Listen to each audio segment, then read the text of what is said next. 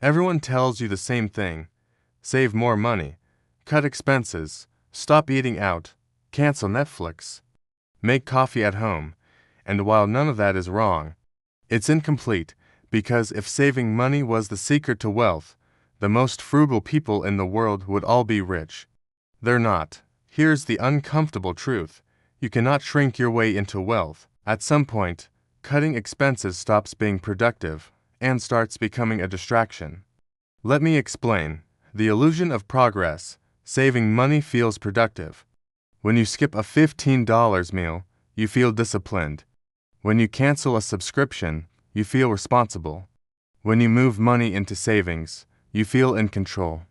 But here's the problem.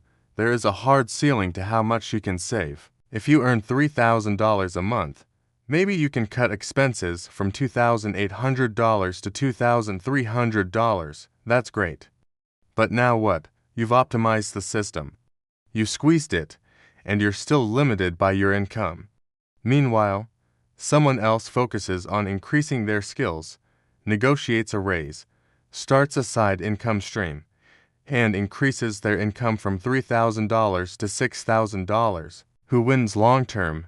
Not the person clipping coupons. The person expanding capacity. Income has no ceiling.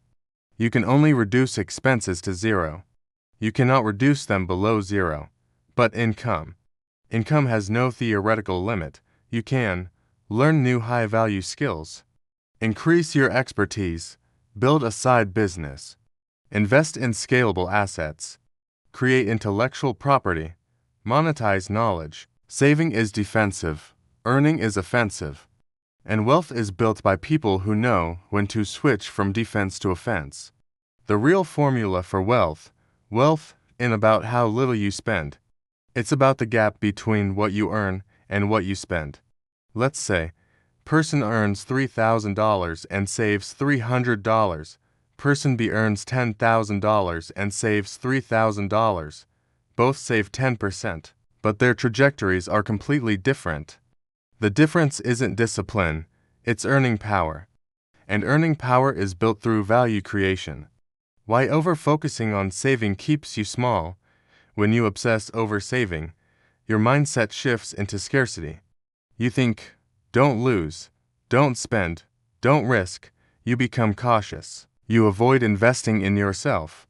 You delay courses, you skip networking, you avoid calculated risks, because you're protecting what little margin you have. But wealth requires expansion.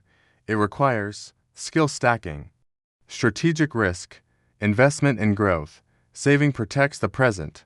Growth builds the future. What you should do instead.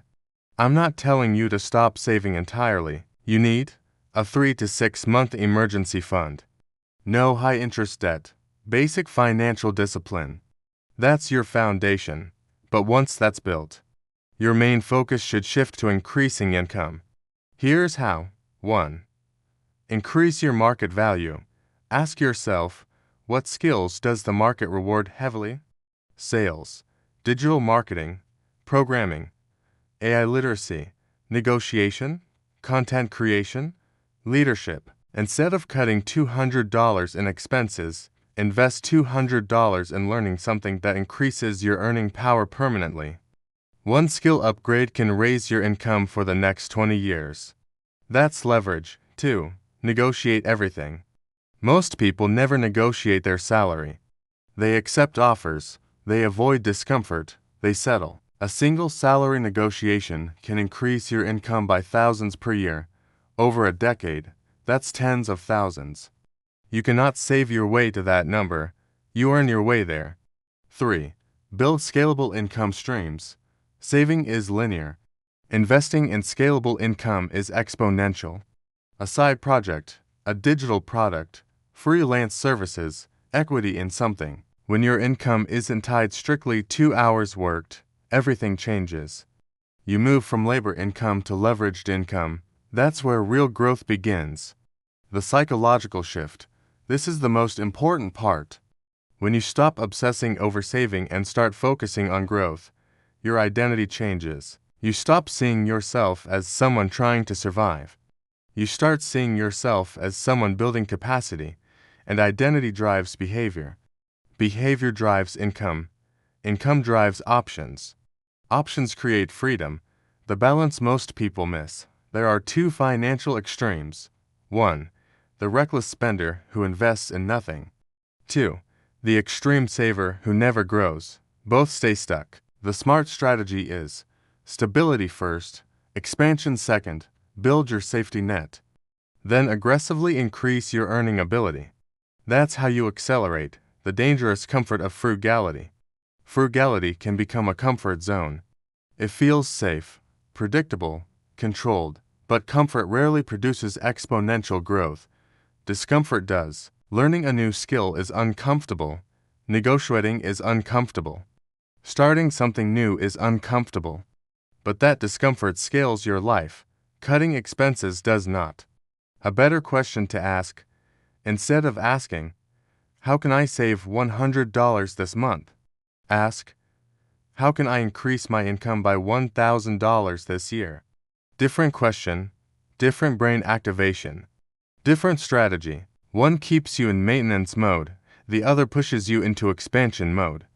The bottom line, saving money is important, but it's the floor, not the ceiling. It's the foundation, not the structure. If you want wealth, stop obsessing over shrinking your life. Start expanding your value, invest in yourself, increase your skills, build leverage, negotiate boldly, create scalable income. Because wealth isn't built by minimizing existence.